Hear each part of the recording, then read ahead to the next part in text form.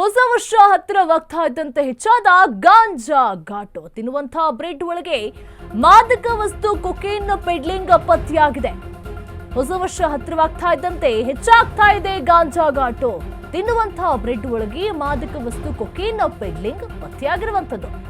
ಸಿಸಿಬಿಯಿಂದ Nigerian ಮೂಲದ ಮಹಿಳೆಯನ್ನ ಬಂಧಿಸಿದ್ದಾರೆ. ನೋಡಿ, ನೈಜೀರಿಯನ್ ಮಹಿಳೆಯಿಂದ ಇಂಥ ಕೆಲಸಗಳು ಆಗ್ತಾ ಇರೋದು. ಬ್ರೆಡ್ ಪೀಸ್ ನಲ್ಲಿ ಕಟ್ ಮಾಡಿ ಅದರೊಳಗೆ ಡ್ರಗ್ ಪ್ಲೆಂಡಿಂಗ್ ಅನ್ನ ಮಾಡ್ತಾ ಇರುವಂತದ್ದು. ಮುಂಬೈನಿಂದ ಬೆಂಗಳೂರಿಗೆ ಖಾಸಗಿ ಬಸ್ ನಲ್ಲಿ ಸಾಗಾಟವನ್ನ ಮಾಡ್ತಾ ಇದ್ರು.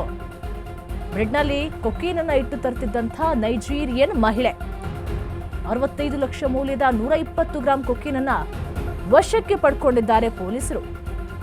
ಯಾವ್ದ್ಯಾವ್ದ್ರಲ್ಲಿ ಇನ್ನ ಗಾಂಜಾವನ್ನ ಇಡ್ತಾರೆ, ಯಾವ್ದು ವಸ್ತುಗಳನ್ನು ಕೂಡ ಬಿಡೋದಿಲ್ಲ. ಸಣ್ಣ ಅಂಗೈಂಬದ ಜಾಗ ಇದ್ರೂ ಕೂಡ ಅಲ್ಲೂ ಕೂಡ ಹಾಕಿ ಕಳಿಸ್ತಾರೆ. ತಿನ್ನುವಂತ ವಸ್ತುಗಳನ್ನು ಕೂಡ ಬಿಡ್ತಾ ಇಲ್ಲ. ಈಗ ಹೊಸ ವರ್ಷ ಬರ್ತಾ ಇದೆ ಎನ್ನುವಂತ ಇದ್ರಲ್ಲೂ ಕೂಡ ನೋಡಿ, ಆ ಬ್ರೆಡ್ ಪೀಸ್ನೊಳಗೆ ಗಾಂಜಾವನ್ನ ಇಟ್ಟು ಕಳಿಸಿದ್ದಾರೆ ನೈಜೀರಿಯನ್ ಮಹಿಳೆ. ಇಲ್ಲಿಯವರೆಲ್ಲ ನೈಜೀರಿಯನ್ ಮಹಿಳೆ ಸಾಕಷ್ಟು ಪ್ರಕರಣಗಳು ಕೂಡ ಇದೇ ರೀತಿಯಾಗಿತ್ತು. ಬೇರೆ ದೇಶದಿಂದ ಬೇರೆ ರಾಜ್ಯದಿಂದ ಬಂದ್ಬಿಟ್ಟು ಇಲ್ಲಿನ ವಸ್ತುಗಳಿಗೂ ಕೂಡ ಗಾಂಜಾವನ್ನ ಇಟ್ಬಿಟ್ಟು ಇಲ್ಲಿನ ಜನಗಳ ಇಲ್ಲಿ ಮೊದಲೇ ಹಾಳಾಗ್ತಾ ಇದ್ದಾರೆ, ಇನ್ನೂ ಕೂಡ ಹಾಳು ಮಾಡುವಂತ ಕೆಲಸವನ್ನ ಮಾಡ್ತಾ ಇದ್ದಾರೆ. ನೋಡಿ, ಮುಂಬೈಯಿಂದ ಬೆಂಗಳೂರಿಗೆ ಖಾಸಗಿ ಬಸ್ ನಲ್ಲಿ ಸಾಗಾಟವನ್ನ ಮಾಡ್ತಾ ಇದ್ಲು ಆ ಮಹಿಳೆ.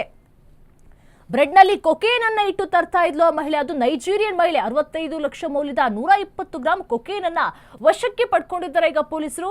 NDPS ಕಾಯ್ದೆಯಡಿ ಪ್ರಕರಣವನ್ನು ದಾಖಲಿಸಿ ಸಿಸಿಬಿಯಿಂದ ತನಿಖೆ ಕೂಡ ಆಗ್ತಾ ಇದೆ. ಈಗ ಗಾಂಜಾ ಘಾಟ್ ಎಲ್ಲೆಡೆ ಹರಡ್ತಾ ಇದೆ.